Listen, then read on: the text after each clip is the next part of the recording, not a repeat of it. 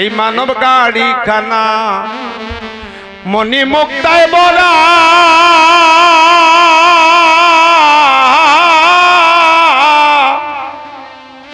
দশ জনা কর্মচারী মানব গাড়ি দিচ্ছে পাহারা মানব গাড়ি খানা মনি মুক্তায় বলা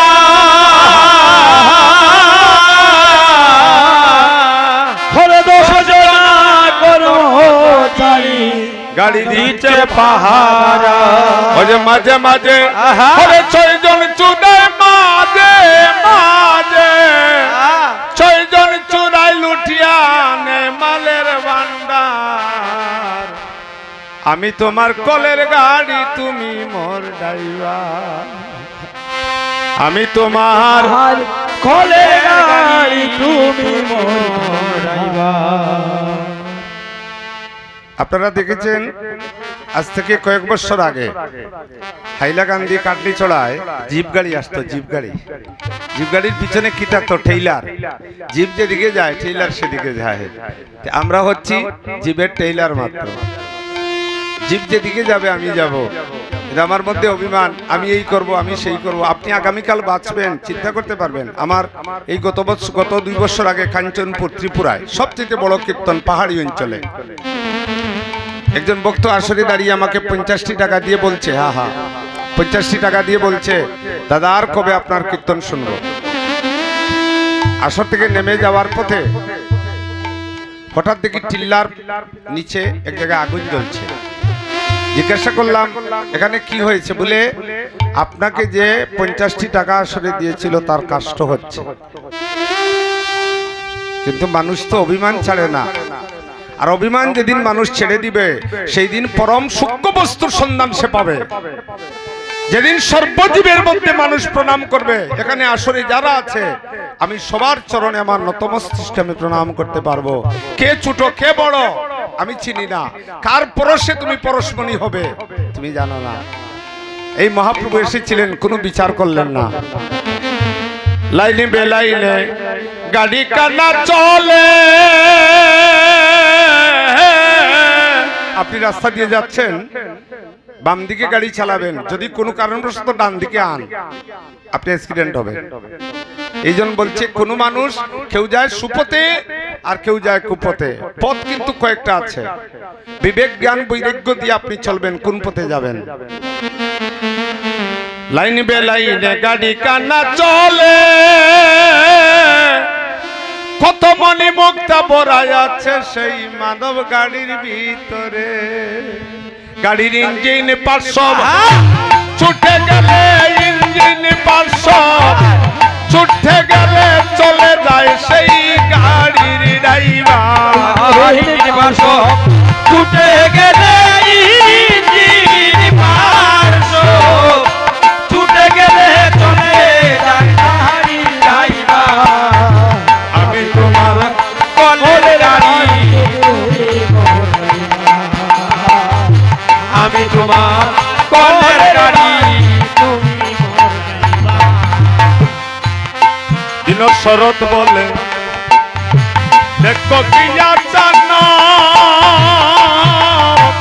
মানব গাড়ি বানায় কৌশলে শরৎ বলে কি জানো মানব গাড়ি বানায় কৌশলে কোটায় কোটায় বাতি জ্বলে কোটায় কোটায় বাতি জ্বলে আপু চুরি নয় দরজার কোটায় কোটায় বাতি জ্বলে কোটায় কোটায় বাতি জ্বলে আপু চুরি নয় দরজার আমি তোমার কলের গাড়ি তুমি মোর ড্রাইভার আমি তোমার কলের গাড়ি তুমি মোর ড্রাইভার। এই দেহটাকে জানতে হবে কোন কোটায় কে বসে আছেন এটা জানতে পারবেন কারা জানেন এরা গুরুর কাছে যেতে হবে এরা তত্ত্বগুরু ছাড়া আপনাকে জেনে দিতে পারবে না কোথায় গুরুর জন্ম, কোথায় তার বাস, কিবা তত্ত্ব জেনে তুমি হইলে তার দাস। পরকিয়া ভাবে গুরু ব্রজপুরে বাস, সেই তত্ত্ব জেনে আমি হইলাম তার দাস। সেই তত্ত্ব গুরুর আশ্রয় নিলে আপনি জানতে পারবেন আপনার দেহের মধ্যে কোন কোটায় কে বসতি করছেন। যাই হোক, এসব কথাকে আমি রেখেছি, রেখে আমার মরমী ভক্তগণ অধীর আগ্রহে বসে আছেন। আপনাদেরকে নিয়ে আমরা একটু ব্রজলীলা দোকানে যাই,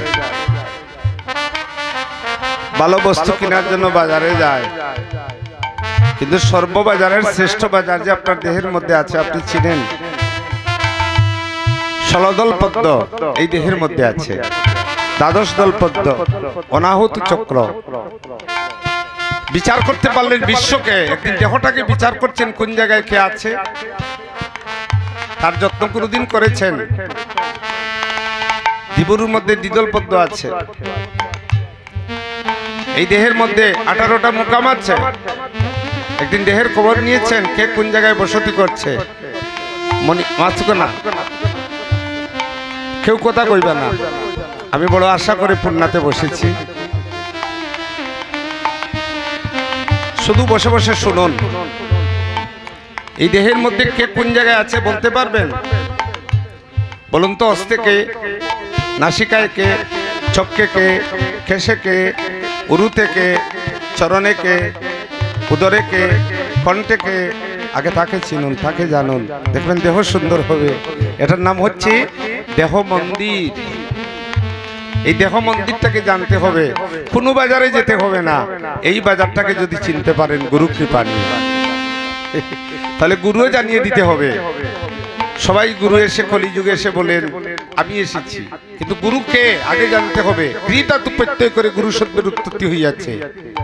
অনেকে বলে অমুকের গুরু আমার গুরু নয়, আমার গুরু অমুকের গুরু নয়, এটার মধ্যে একটা ভেদাভেদ। যারা প্রকৃত শিষ্য তারা কোনোদিন গুরু নিয়ে বিভাজন করে না। গুরু মন্নাথ শ্রী জগন্নাথ, মদ গুরু শ্রী জগৎ গুরু, মদ আত্মা সর্বভূতাত্মা, তস্মৈ শ্রী গুরুবে নমঃ। আমার গুরু আপনার গুরু, আমার গুরু আপনার গুরু, জগৎ জুড়ে একজন গুরু, জগৎ গুরু এক গুরু, ভুবন জুড়ে একের খেলা। তাহলে এই দেহটার মধ্যে কত মণিমুক্তা আছে আপনি একদিন খুঁজে দেখেছেন?